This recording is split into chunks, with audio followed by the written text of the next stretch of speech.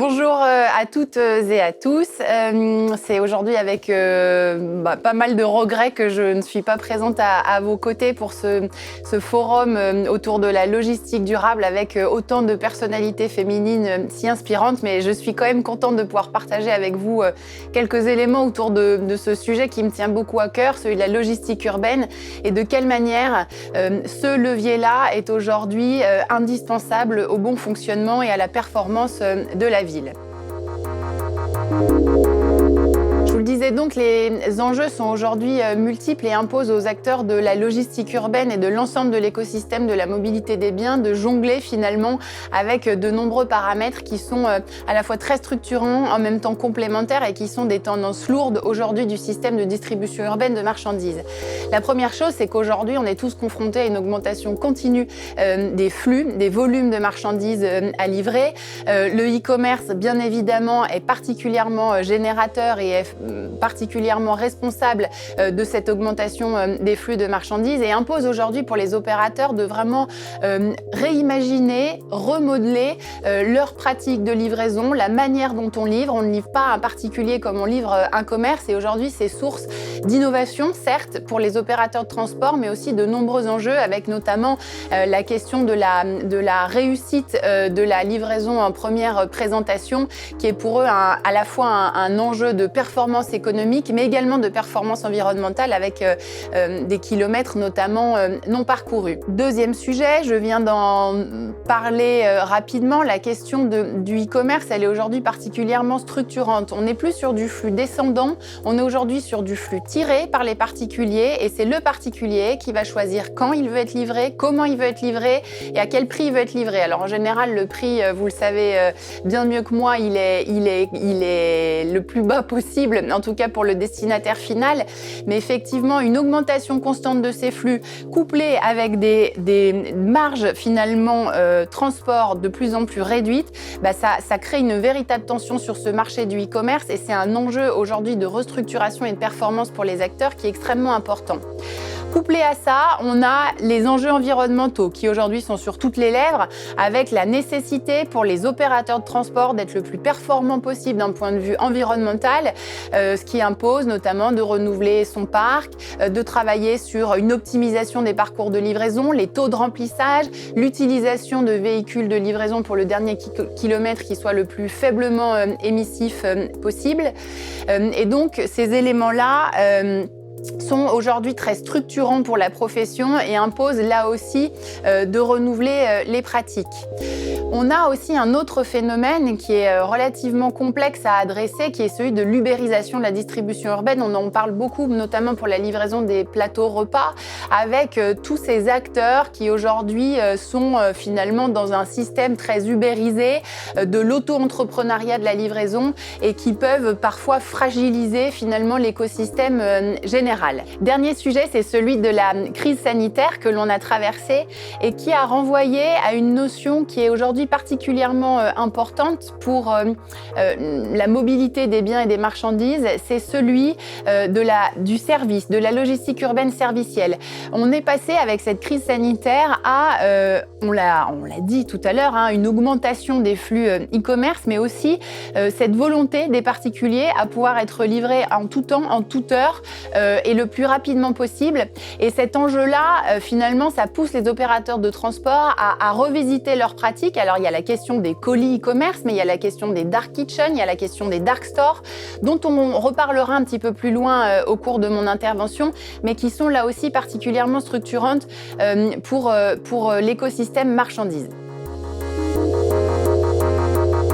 Pour relever ces enjeux dont je viens de parler et aller vers une distribution urbaine qui soit contemporaine, adaptée aux exigences du marché, qui permette de répondre aux aspirations sociétales et environnementales qu'on connaît aujourd'hui, j'ai en tête 4 leviers d'action qui sont complémentaires, structurants et qui doivent nous permettre collectivement d'aller vers une logistique urbaine performante et adaptée aux enjeux de demain.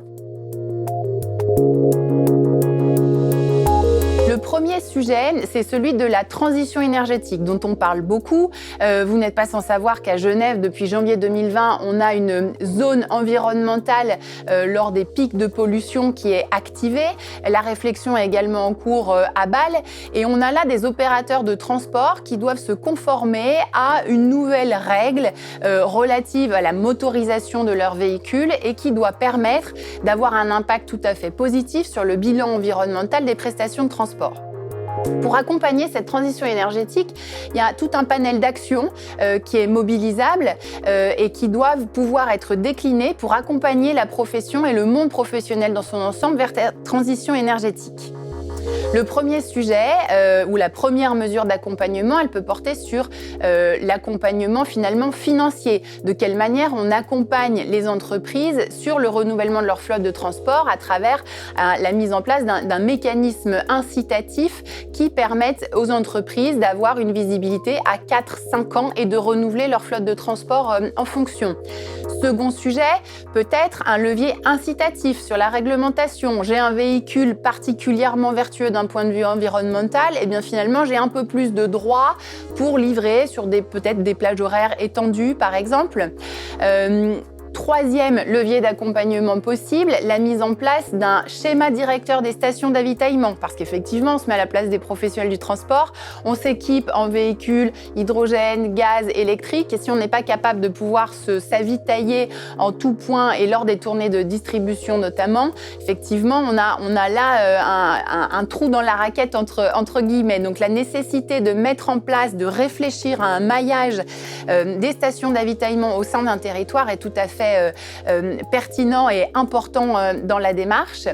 Et puis, on a un enjeu, bien évidemment, pour la collectivité d'exemplarité. Je mets en place une zone environnementale. Et bien, les véhicules de ma collectivité doivent eux aussi, de manière à être exemplaires et à pouvoir donner l'exemple, effectivement, répondre à ces enjeux de qualité environnementale.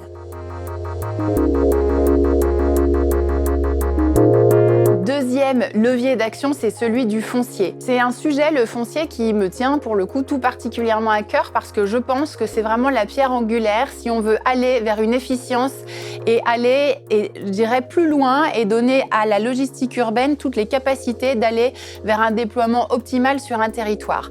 Le foncier logistique de demain, il doit être comment ? Il doit être évolutif, il doit être réversible et il doit être performant. Donc la question du foncier logistique, elle nous occupe depuis des dizaines d'années. On note en fait partout en Europe depuis à peu près le milieu des années 70 un desserrement des fonctions logistiques au sein des territoires avec progressivement finalement une ville qui rattrape les premières couronnes et puis qui empiète sur les fonciers logistiques qui ont donc tendance à s'éloigner de plus en plus. Je pense notamment au quartier de la Praille à Genève que vous connaissez tous probablement et qui demain ou dans quelques années va être véritablement presque le centre-ville genevois.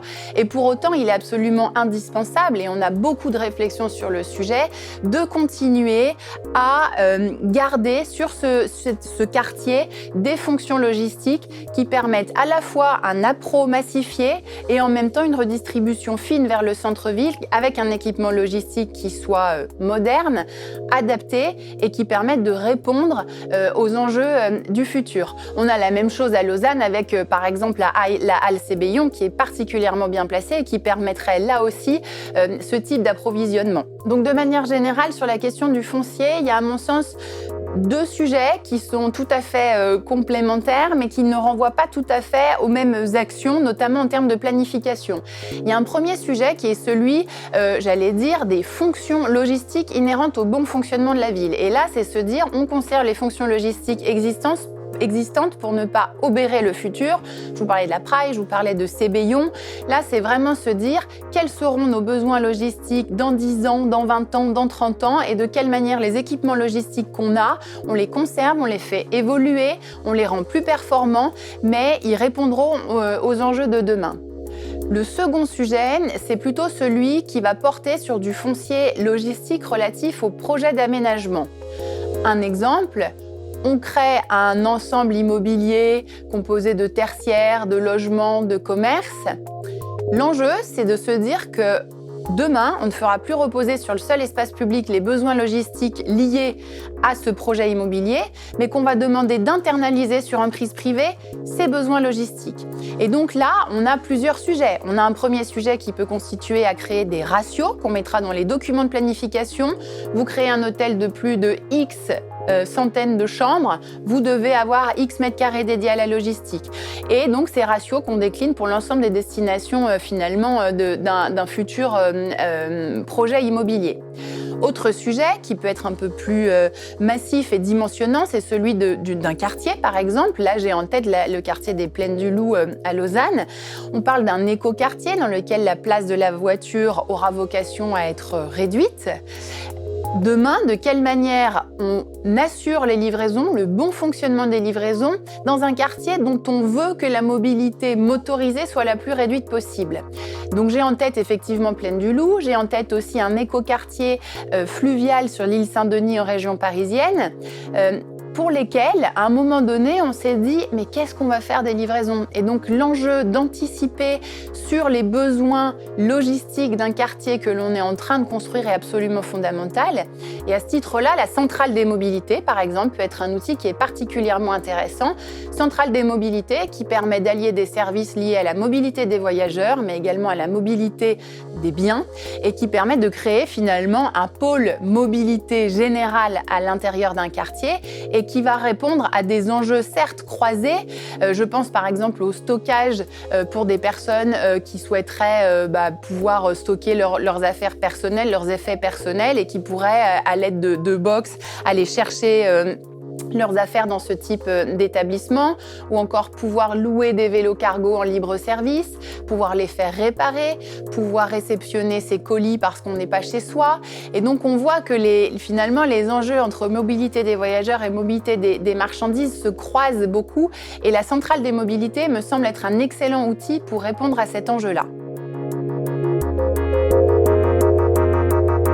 Dernier levier d'action, c'est la question de la logistique urbaine servicielle que j'ai évoquée à plusieurs reprises, qui renvoie effectivement aussi à la question du e-commerce dont on a abondamment parlé et qui pose aujourd'hui un vrai défi pour les collectivités, pour ceux qui planifient la mobilité des marchandises, parce que cette explosion du e-commerce, ça veut dire quoi? Ça veut dire des livraisons en chaque pied d'immeuble. Et qu'est-ce que ça veut dire? Est-ce qu'on va mettre des cases de livraison demain en bas de chaque immeuble? On voit bien que cette option-là, elle n'est pas réaliste. Et en même temps, elle pose un vrai sujet de planification.